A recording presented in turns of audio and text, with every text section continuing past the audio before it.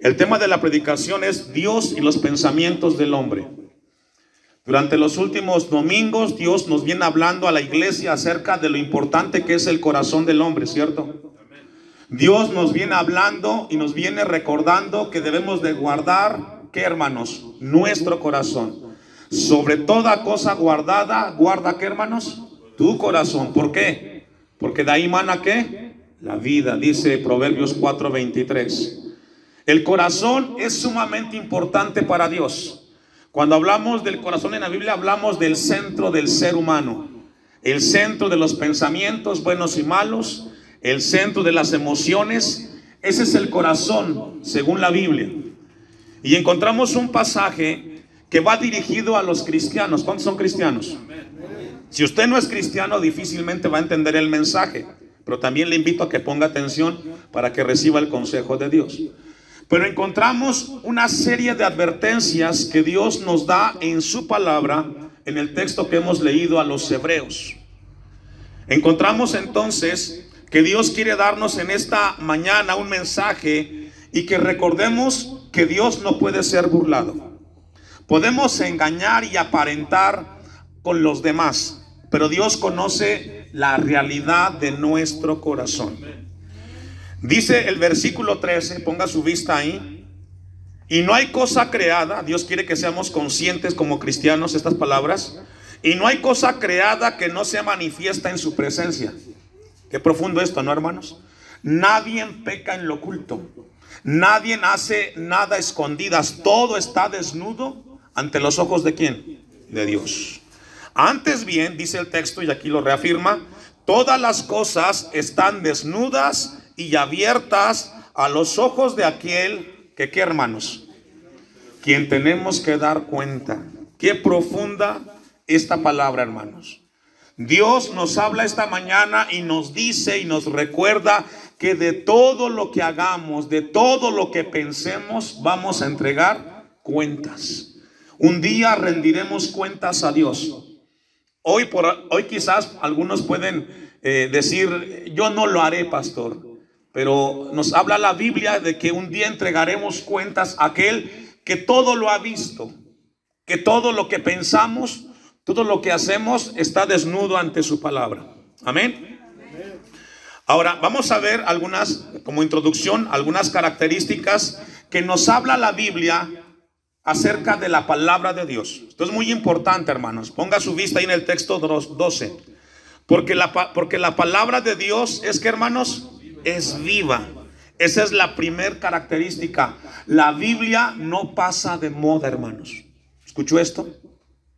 Hay algunos autores, algunos libros escritos de filósofos, de pensadores, que con el paso del tiempo pierden vigencia. La Biblia sigue teniendo poder para cambiar hoy y cambiar siempre la vida del hombre. Cada vez que el hombre abra las páginas de la Biblia, encontrará el poder transformador de Dios. Algunos dicen que el tiempo presente ya no tiene lugar la Biblia. Sin embargo, podemos seguir diciendo que la palabra de Dios sigue siendo tan contemporánea, tan vigente y que podrá cambiar el corazón del hombre, hermanos. ¿Cuántos dicen amén? La palabra de Dios siempre traerá un mensaje al hombre, traerá un mensaje para advertirle las cosas que Dios ha dejado en su palabra. También dice el versículo 12 que además, la segunda característica, dice que la palabra es, ¿qué, hermanos? Eficaz. Esa palabra eficaz significa que la palabra de Dios tiene el poder de transformar.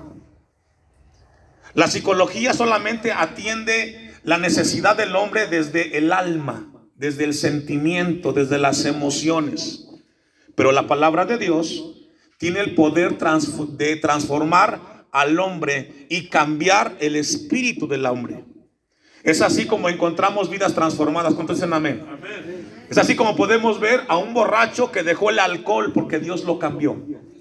Es así como podemos ver a una persona que mentía, que era rebelde, que hacía cosas que no agradaban a Dios y Dios lo cambió y lo transformó. Ese es el poder de la palabra de Dios. Transforma el corazón del hombre.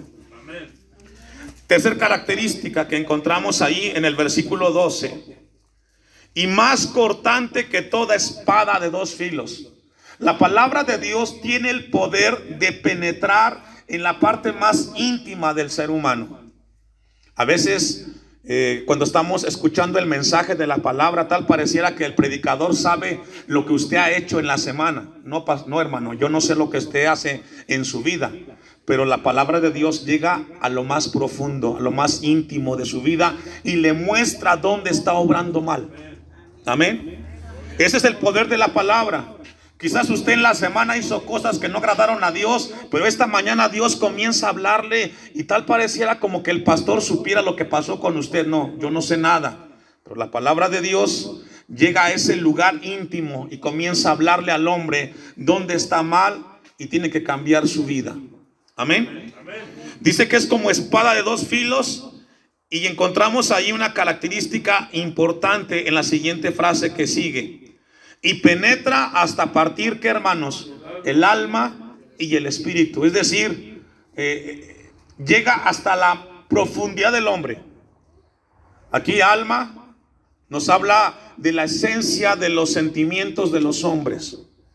Y aquí entra mucho la psicología, la sociología, que quiere ayudar al hombre a cambiar sus hábitos.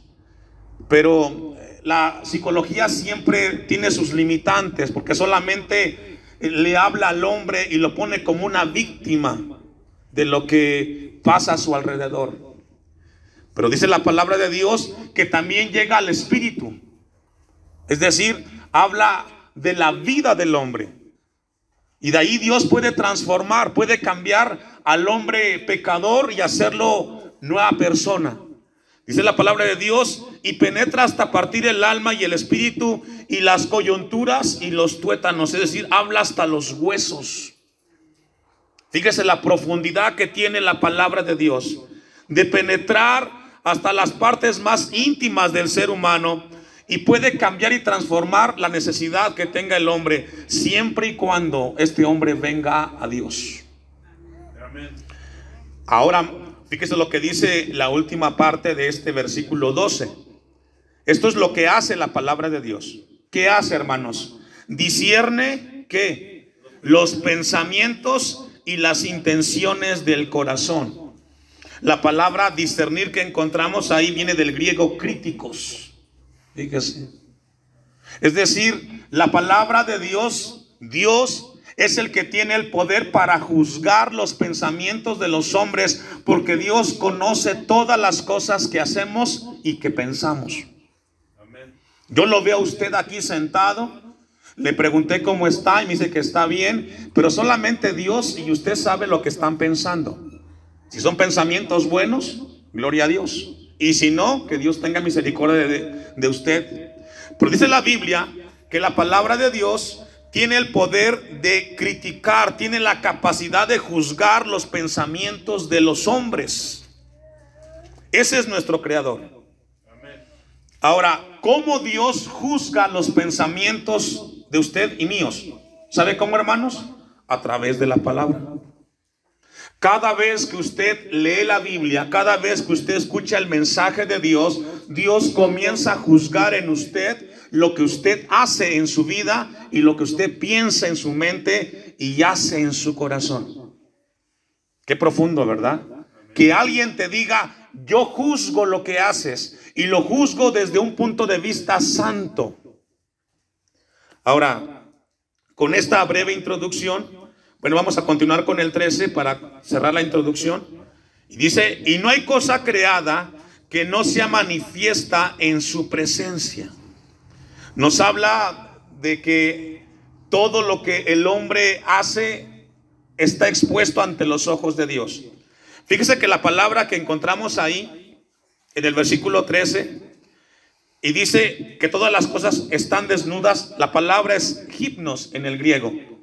Y significa cubrir, para tapar.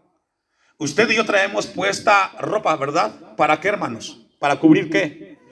Nuestro cuerpo, nuestra desnudez. La ropa la usamos para cubrir nuestra desnudez, ¿cierto? Bueno, cuando la palabra de Dios nos dice que no hay cosa que no sea manifestada y que todas están desnudas, nos habla de la capacidad de Dios para vernos detrás de nuestra ropa. Esto es profundo, ¿verdad?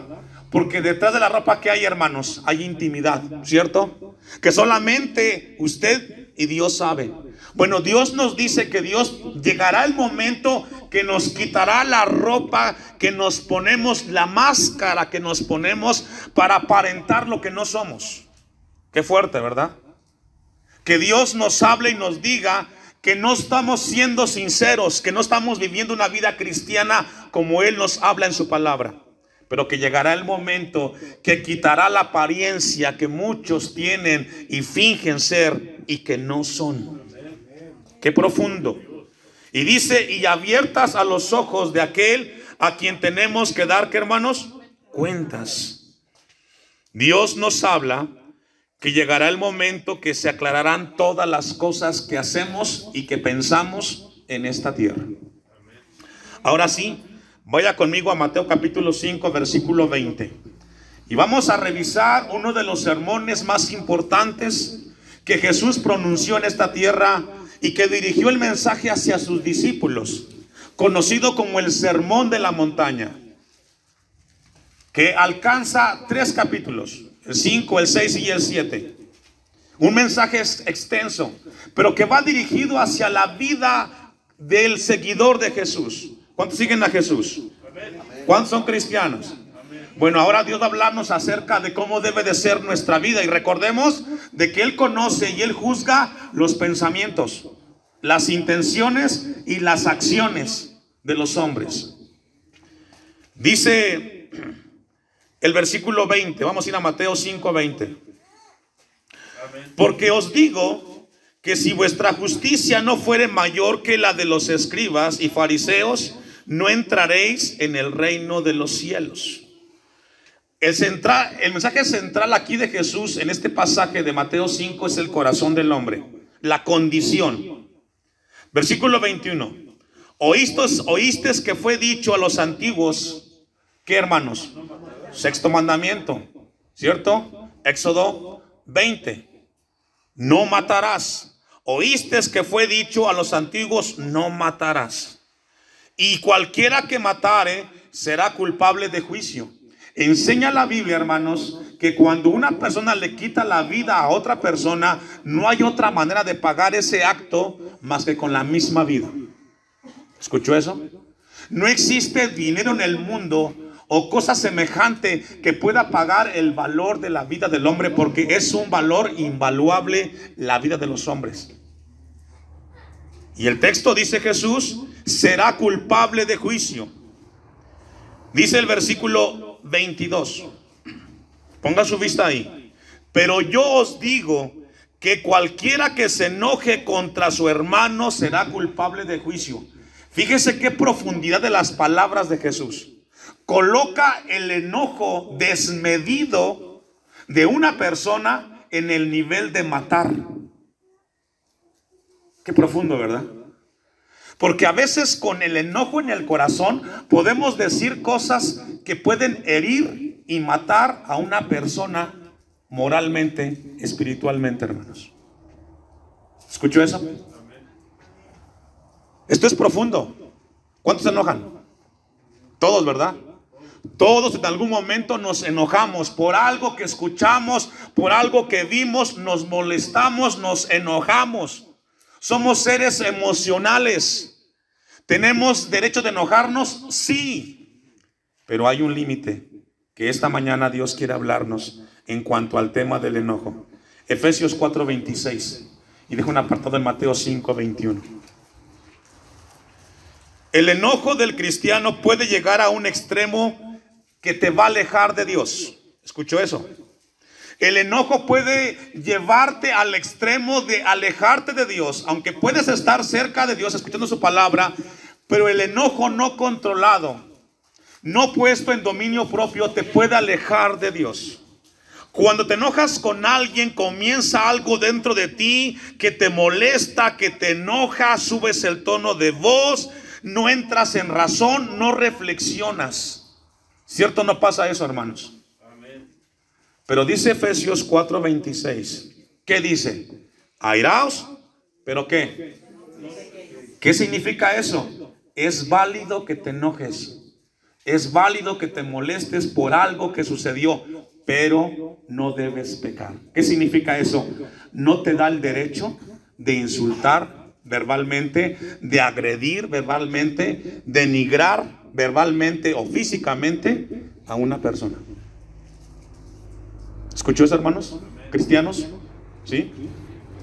A veces los padres con los hijos, cuando los hijos hacen una cosa indebida, el padre se enoja y se molesta y de repente viene la ira y quiere dar, ¿verdad? ¿Sí o no? ¿Pasa? Pero dice, no pequéis. Porque cuando pecamos, decimos cosas que luego nos arrepentimos. Y aunque podemos pedir perdón, ya no podemos resarcir la herida en el corazón de aquel que agredimos, ¿o no? Por eso Jesús dice, cualquiera que se enoje contra su hermano.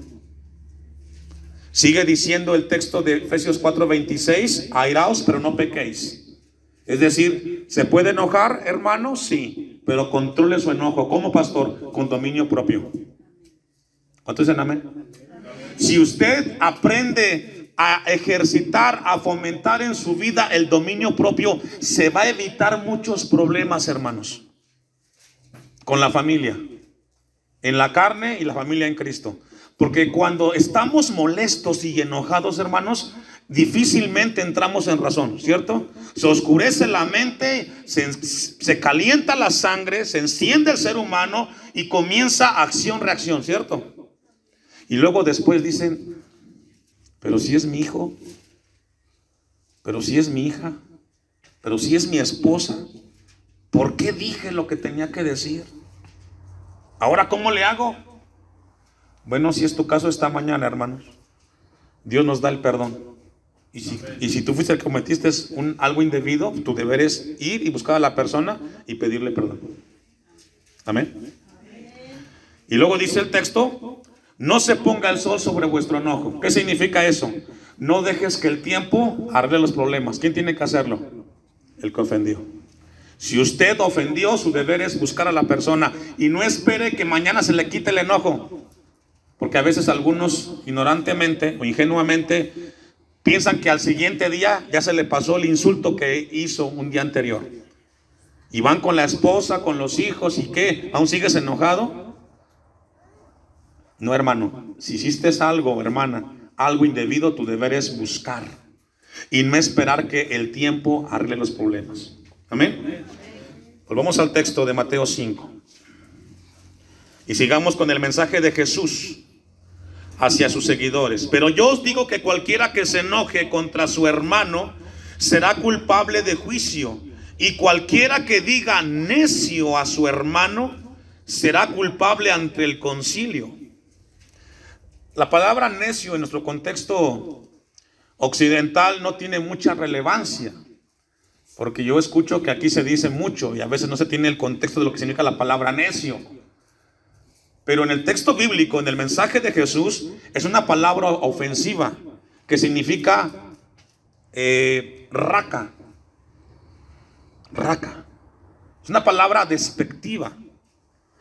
Y quise buscar por ahí un sinónimo en nuestro lenguaje y aquí en nuestro contexto cultural, y es la palabra ruco. ¿Cómo se siente cuando un joven le dice a alguien adulto ruco? ¿Cómo se siente la persona adulta? ¿Verdad? Como que fue ofensivo. Fue ofensiva la palabra. Es que ya está muy viejo, no entiende, está muy anticuado. Y el tono en que lo dice, ¿lastima o no? Porque es ofensivo. Bueno, Jesús dice estas palabras. Y cualquiera, hombre o mujer, que le diga a su hermano de esta manera despectiva, dice, será culpable ante el concilio. Una palabra que encontramos también aquí, sinónima de necio, esta sí es más conocida por usted, es idiota. Fíjese. Es más fuerte, ¿verdad? Otra palabra que encontramos aquí en nuestro contexto cultural es estupidez. También muy ofensiva, ¿verdad? Entonces, cada vez que usted le dice a su hijo necio, le está diciendo ¿cómo? ¿Escucha feo? Sí. Por eso es que Dios quiere que a partir de hoy tengas cuidado con esa palabra en tu boca, porque es muy ofensiva. A veces no lo dices, pero lo piensas. Y Jesús dice: y cualquiera que diga necio a su hermano será culpable ante concilio. Y cualquiera que le diga, ¿cómo, hermanos? Fatuo. Y aquí la palabra fatuo, hermano, es en el griego morosa, que significa, escuche esto, agredir la reputación de una persona. ¿Cuántas personas a través de los chismes, a través de un mensaje no correcto, han tirado por el suelo la reputación de una persona? Si a usted no le consta algo, hermanos, no lo diga. Manténgalo dentro de su boca. Amén. Porque cuántas veces hemos visto casos, ejemplos en las familias, que alguien dijo y denigró y dijo: es que yo la vi allá y estaba con un hombre y estaban haciendo esto. Y la pregunta, ¿usted lo vio? Cuando usted echa por tierra la reputación de una persona, hermanos, es algo que no se puede recuperar fácilmente. Por eso Jesús condena esta actitud y ya habla a sus discípulos y les dice en el texto que estamos leyendo, el 22: y cualquiera que le diga fatuo, es decir, que denigre la reputación de una persona, quedará expuesto. ¿En dónde, hermanos? ¿En dónde? Fíjese el alcance de esta actitud, hermanos. Es tan grave para Dios cuando alguien denigra o pone en tela de juicio la reputación de una persona, que la condena al mismo infierno. Eso es fuerte. Jesús está diciendo: el que destruye la reputación moral de otra persona merece el juicio del infierno. Así es que tengamos cuidado nosotros, hermanos. Tengamos mucho cuidado lo que Dios nos está hablando en esta mañana. Dice el versículo 27 de Mateo 5, ¿ya lo tiene? Oíste que fue dicho: no cometerás adulterio, dice el texto. Pero yo os digo que cualquiera que mira a una mujer para codiciarla, ya adulteró. ¿En dónde, hermanos? En su corazón. Es decir, según Jesucristo, el adulterio no es un acto físico necesariamente, sino cuando tú estás viendo a una persona con unos ojos para codiciarla y desearla, ya estás adulterando. ¿En dónde? En tu corazón. Este mensaje es muy profundo, hermanos, lo que Dios nos está hablando. Dice el texto: pero yo os digo que cualquiera que mira a una mujer para codiciarla, ya adulteró con ella en su corazón. Dios quiere que tengamos mucho cuidado con nuestros pensamientos, porque cuando alguien codicia, y aquí habla de una mujer, pero también puede ser un hombre, alguien que no es para ti, porque a veces tristemente hay algunos jóvenes o jovencitas que ponen sus ojos en hombres casados, hombres ya comprometidos. Ese es un acto delante de Dios muy ofensivo, hermanos. Dice que ya con ella adulteró en su corazón. Versículo 29. Por tanto, si tu ojo derecho te es ocasión de caer, sácalo y échalo de ti, pues mejor te es que pierda uno de tus miembros y no que todo tu cuerpo sea echado al infierno. Y si tu mano derecha te es ocasión de caer, córtala y échala de ti, pues mejor es que se pierda uno de tus miembros y no que todo tu cuerpo sea echado al infierno. Aquí no habla Jesús de mutilarnos los miembros del cuerpo, no está hablando de eso de manera literal. Lo que está diciendo Jesús es que de manera radical, de tajo, cortes aquello que te está llevando al infierno. ¿Escuchó eso? Ese tipo de actos, de pensamientos, te están llevando lejos de Dios. Y Jesús dice: si eso te está provocando alejarte de Dios, hoy córtalo. Quítalo radicalmente de ti. Es lo que dice el texto. Hay que tratar el pecado con de tajo, radical. Versículo 31. También te fue dicho: cualquiera que repudia a su mujer, dele carta de divorcio. Pero yo os digo que el que repudia a su mujer, a no ser por causa de fornicación. Y aquí entramos solamente de manera general al tema del divorcio. La única manera que Dios aprueba el divorcio es cuando hay adulterio, hermanos. De ahí en fuera no es aprobado. Es lo que dice el texto. Veamos a continuación. A no ser por causa de fornicación, hace que ella adultere, y el que se casa con la repudiada comete, ¿qué, hermanos? Adulterio.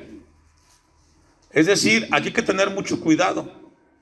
Solamente cuando una persona llega a ese extremo es que Dios dice, porque no pueden perdonarse, solamente da lugar al divorcio. Fuera de ahí, todo tiene que ser reconciliación. Y aquí siempre me pasa como pastor, cuando alguien viene a pedirme consejería por un problema en el matrimonio, y siempre el consejo de Dios y del pastor es, siempre será mejor la reconciliación que la separación, hermanos. Siempre. Versículo 33 de Mateo 5. Además, habéis oído que fue dicho a los antiguos: no perjurarás, sino cumplirás al Señor tus juramentos. Pero yo os digo, no juréis en ninguna manera, ni por el cielo, porque es el trono de Dios, ni por la tierra, porque es el trono de sus pies, ni por Jerusalén, porque es la ciudad del gran rey. Ni por tu cabeza jurarás, porque no puedes hacer blanco o negro un solo cabello. Y aquí lo que Jesús está diciendo es: ustedes tengan cuidado de no jurar por nada. Simplemente digan y cumplan. Los hijos de Dios somos llamados, hermanos, a decir lo que digamos y cumplirlo. ¿Cuántos dicen amén? Versículo 37. Pero sea vuestro hablar, ¿qué, hermanos? Sí, y no, no. Porque lo que es más de esto, de mal procede. Cuando tú a tu hijo le dices: te voy a llevar al parque, ¿qué tiene que hacer usted, hermanos? Porque si usted solamente le dice es de que otro día, usted no está cumpliendo lo que Dios dice. Cuando usted le promete algo a su hijo, o a su hija, o a su esposa, usted tiene que, ¿qué? Que cumplirlo. Su sí debe de ser sí, y su no debe de ser no. Porque así glorificamos a Dios. Así glorificamos a Dios cuando somos hombres y mujeres de una sola palabra. Es que los demás, pastor, los demás no me interesan. Me interesas tú, dice Jesús. Que tú seas luz y que tú seas sal. Oíste, 38. Oíste que fue dicho ojo por ojo y diente por diente. Pero yo os digo, dice Jesús, pero yo les digo, no resistáis al que es malo. Antes, a cualquiera que te hiere en la mejilla derecha, ¿qué tiene que hacer? Y esto es bien difícil, ¿verdad? Esto es bien difícil. Alguien viene y te insulta y que te quedes callado. Se requiere, hermanos, mucho dominio propio. Pero ¿sabe qué? Jesús dice, eso es lo que tienen que hacer ustedes. No responder mal con mal, sino con el bien, respondan el mal. Porque esto es algo que tenemos que hacer como seguidores de Jesús. Poner la mejilla no es de que me dé otro golpe, sino que cuando venga el otro molesto, enojado, y tenga que contestarle sus verdades, dominio propio. Y ya con la sangre fría, entonces ahora sí, ¿sabes qué? Regálame un minuto y vamos a hablar. ¿Hay diferencias? Claro que las hay. ¿Pero cómo? ¿Con sangre qué, hermanos? Con sangre fría. Porque cuando estamos enojados decimos cosas que nos arrepentimos. Por eso Jesús dice, cuando alguien te dé un golpe en la mejilla, tú lo que tienes que hacer es aguantar. ¿Por qué? Porque te vas a molestar, te vas a enojar y vas a insultar y luego te vas a arrepentir. Así es que mejor deja que pase el momento del enojo, de la ira, y después de unas horas, ahora sí vas y hablas y dices y ajustas el asunto. ¿Cuántos dicen amén? Amén. Dice el texto 40, y el que quiera ponerte a pleito y quitarte la túnica, no lo hagas. ¿Dice eso? ¿Qué dice? Déjale la capa. Fíjese. Es decir, Jesús nos dice, alguien tiene que ser el maduro en el asunto. Alguien tiene que ser el sensato en las diferencias. Alguien tiene que ser el maduro cuando hay una diferencia. Y tiene que ser el cristiano. ¿Cuántos dicen amén? Ok, ¿tú quieres esto? Tenlo. Hermanos, llega un tiempo en la vida que tener la razón no es tan necesario. Hay que ceder un poco. Y con el tiempo se va a dar cuenta la otra parte que se equivocó, que se precipitó. 41. Y cualquiera que te obligue a llevar carga por 1 milla, ve con él 2. Sí logra ver, hermanos, que habla de ceder, de dar. A veces en la casa hay tantos problemas con la esposa, el esposo. Es que tú me dijiste, es que tú me dijiste. Y ahí estás queriendo hacer entender a la otra persona. Mira, amor, aunque no tengas la razón, te la voy a dar. Y no porque la tengas, sino para cortar este asunto. Porque si no, hermanos, se pasan el día, la semana, pasan los meses y siguen en diferencias. Ahora yo le hago una pregunta con todo lo que hemos leído. ¿Cuántos son cristianos? Ya costó, ¿verdad? Porque este mensaje es para los cristianos. Porque a partir de hoy tienes el conocimiento, tienes la responsabilidad cuando llegues a casa a poner en práctica esto que estás escuchando. Y aquí, hermanos, aquí se ven quién son cristianos. Porque luego van a decir, es que allá en el templo el pastor dijo, ¿y te acuerdas? Sí, mi amor, nos acordamos que a Dios nos habló a los dos allí. Amén. 42. Al que te pida, dale. Y al que quiera tomar de ti prestado, no se lo rehuses. Oíste que fue dicho, amarás a tu prójimo y aborrecerás a tu enemigo. Pero yo os digo, amad a quienes. Y eso es complicado. Que no te puede ver en pintura. Aquel que no quieres ver ni cerca. ¿Qué dice Jesús? Ámalo. Ámalo. Ámalo. A ese que tú dices en tu corazón, a ese que en tu mente piensas y dices, no lo quiero ver ni en pintura. ¿Qué dice Jesús? Ámalo. Porque así vas a mostrar que eres mi seguidor. Qué profundo, hermanos. Qué palabra tan profunda de parte de Cristo. Pero yo os digo, amad a vuestros enemigos, bendecid a los que os maldicen, haced bien a los que os aborrecen y orad. Fíjese, qué mandato de Cristo, ¿verdad? Y ora por los que te caen mal. En lugar de que te quejes y te molestes, ¿qué hay que hacer, hermanos?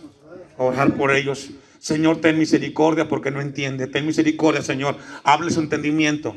Ora por tu hermano. Ora por tu enemigo y pídele por él. Y aquí podemos hablar de ejemplos en el hogar, en la familia, que a veces se dan. Orar por los suegros, orar por las suegras, orar por las nueras, orar por los cuñados, por los primos, por los vecinos, orar por los yernos. Está el hermano Carlos. Pero yo os digo, amad a vuestros enemigos, bendecid a los que os maldicen, haced bien a los que os aborrecen y orad por los que os ultrajan y os persiguen, para que seáis hijos de vuestro Padre que está en los cielos, que hace salir su sol sobre malos y buenos y que hace llover sobre justos e injustos. Porque si amáis a los que os aman, ¿qué recompensa tendréis? ¿No hacen también lo mismo los publicanos? Y si saludáis a vuestros hermanos solamente, ¿qué hacéis de más? ¿No hacen también así los gentiles? Sed pues vosotros, ¿qué? Perfectos, como vuestro Padre que está en los cielos es perfecto. Y aquí la palabra perfecto no es impecable. Aquí es puro. Aquí es puro. Así como Dios es santo, así como Dios es puro, los cristianos somos llamados a ser puros. No llenarnos de prejuicios. Sé que esta mañana esta palabra tiene para trabajar en cada uno muchas cosas. Y me incluyo. Porque no solo es un mensaje, es una palabra que nos hace más responsables con nuestra vida cristiana. Porque nos llama a madurar, a crecer, a no ver la vida como dice el canto, ver la vida, Señor, como tú la ves, diferente.